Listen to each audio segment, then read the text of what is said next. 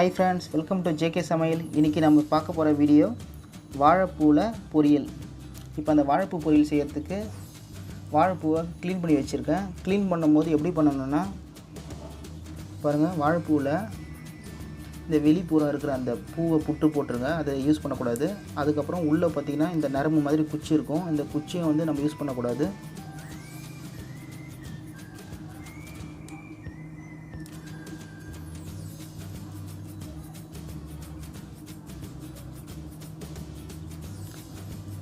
முட்டு இருக்கிற மாதிரி குச்சி இருக்கு பாத்தீங்களா, அதை யூஸ் பண்ணக்கூடாது. அதுவும் வெளிப்புறம் இருக்கிற அந்த பூ மாதிரி இருக்கிறத யூஸ் பண்ணக்கூடாது. இப்போ வாழைப்பூவில் நம்ம தேவையில்லாத பீஸை ரிமூவ் பண்ணி வச்சுருக்கிற அந்த ஓரத்தில் இருக்கிற அந்த பூவும் அதில் இருக்கிற குச்சி மாதிரி இருக்கிற அந்த காம்பும், இது நம்ம யூஸ் பண்ணக்கூடாத பொருள். இது வந்து நம்ம க்ளீன் பண்ணி வச்சுருக்கிற வாழைப்பூ. இது மட்டும் தான் நம்ம வந்து சமையலுக்கு பயன்படுத்தணும். இந்த வாழைப்பூவை வச்சு நம்ம வந்து வாழைப்பூ வடை செய்யலாம், வாழைப்பூ பொரியல் பண்ணலாம், வாழைப்பூ கூட்டு பண்ணலாம். இப்படி விதவிதமாக பல வகையான சமையல் செய்யலாம். இப்போ இந்த நம்ம க்ளீன் பண்ணி வச்சுருக்க அந்த வாழைப்பூவை வந்து சின்ன சின்னதாக பொடி பொடியாக கட் பண்ணி எடுத்துன்னு வந்துடுறேன். வாழைப்பூவை வந்து சின்ன சின்னதாக கட் பண்ணிவிட்டு தண்ணியில் போட்டு வச்சுருக்கேன். வாழைப்பூவை கட் பண்ணோன்னா தண்ணியில் போட்டு வைங்க, இல்லைனா வாழைப்பூவோட நிறம் மாறிடும். இப்போ தண்ணியில் போட்டிருக்க வாழைப்பூவை வந்து குக்கரில் நம்ம போட்டு வேக வச்சு எடுத்துக்கலாம்.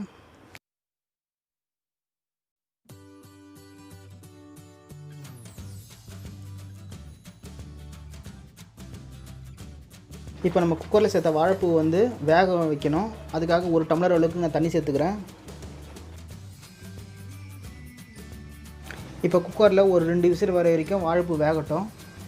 இப்போ வாழைப்பூ குக்கரில் வேகட்டும். அந்த நேரத்தில் நம்ம தேவையான மசாலாவை இப்போ அரைச்சி வச்சிடலாம். மிக்ஸி ஜாரில் அரைக்கிறதுக்கு 3 பல்லு பூண்டு, காஞ்ச மிளகாய் ஒரு 5 நம்பர் சேர்த்துக்கிறேன். நீங்கள் உங்கள் காரத்துக்கு ஏற்ற போல் சேர்த்துக்கோங்க. நான் 5 சேர்த்துக்கிறேன்.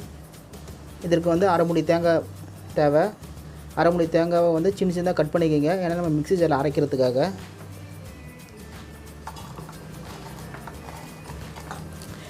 இப்போ இது வந்து தண்ணி ஊற்றாமல் மிக்ஸி ஜாரில் துருவி எடுத்துக்கோங்க. இப்போ குக்கரில் வாழைப்பூவும் வெந்துடுச்சு. இப்போ நம்ம அடுத்தது என்ன பண்ணலான்னா, ஒரு பேனில் ஒரு 3 டேபிள் ஸ்பூன் அளவுக்கு ஆயில் சேர்த்துக்கோங்க. ஆயில் கொஞ்சம் கூடுதலாக சேர்த்துக்கோங்க பொரியல்ன்றதுனால. இப்போ அந்த ஆயிலில் ஒரு 1/4 டீஸ்பூன் சீரகத்தை சேர்த்துக்கிறேன். கூடவே கடுகு உளுத்தம் பருப்பு, அதுவும் ஒரு 1/4 டீஸ்பூன் அளவுக்கு, கொஞ்சம் கருவேப்பிலை.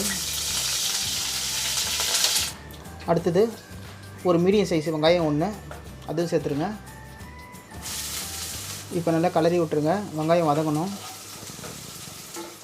இப்போ வெங்காயம் லைட்டாக வதங்கிடுச்சு. இப்போ அந்த வதங்கின வெங்காயத்தில் நம்ம மிக்ஸி ஜாரில் துருவி வச்சுருக்க இந்த தேங்காய் துருவலை சேர்த்துடலாம். கூடவே காஞ்ச மிளகாய், பூண்டு இதெல்லாம் போட்டு துருவி வச்சுது தேங்காய் துருவலையும் சேர்த்துட்டு நல்லா பிரட்டி விட்ருங்க. இந்த தேங்காய் துருவலுக்கு பச்சை வாசனை போட்டோம், அது வரைக்கும் நல்லா பிரட்டி விடுங்க. இப்போ இதில் 1 டீஸ்பூன் அளவுக்கு சால்ட் சேர்த்துக்கிறேன். நீங்கள் உங்களுக்கு தேவையான அளவுக்கு சால்ட்டு சேர்த்துக்குங்க. நான் 1 ஸ்பூன் சேர்த்துக்கிறேன். இப்போ இதில் நம்ம குக்கரில் வேக வச்சு வச்சுருக்க வாழைப்பூவை சேர்த்துடலாம். வேக வச்சு வச்சுக்க வாழைப்பூவை சேர்த்துட்டு நல்லா மிக்ஸ் பண்ணி விடுங்க. இது நல்லா மிக்ஸ் பண்ணிவிட்டு ஒரு 2 நிமிஷம் இருந்தாலே போதும், வாழைப்பூ பொரியல் ரெடி ஆகிடும். அவ்வளோதான் ஃப்ரெண்ட்ஸ், ரொம்ப சத்துக்கள் நிறைந்த, மருத்துவ குணங்கள் நிறைந்த இந்த சுவையான வாழைப்பூ பொரியல் ரெடி ஆகிடுச்சு. நீங்களும் இதே மாதிரி தவறாமல் உங்கள் வீட்டில் செஞ்சு பாருங்கள்.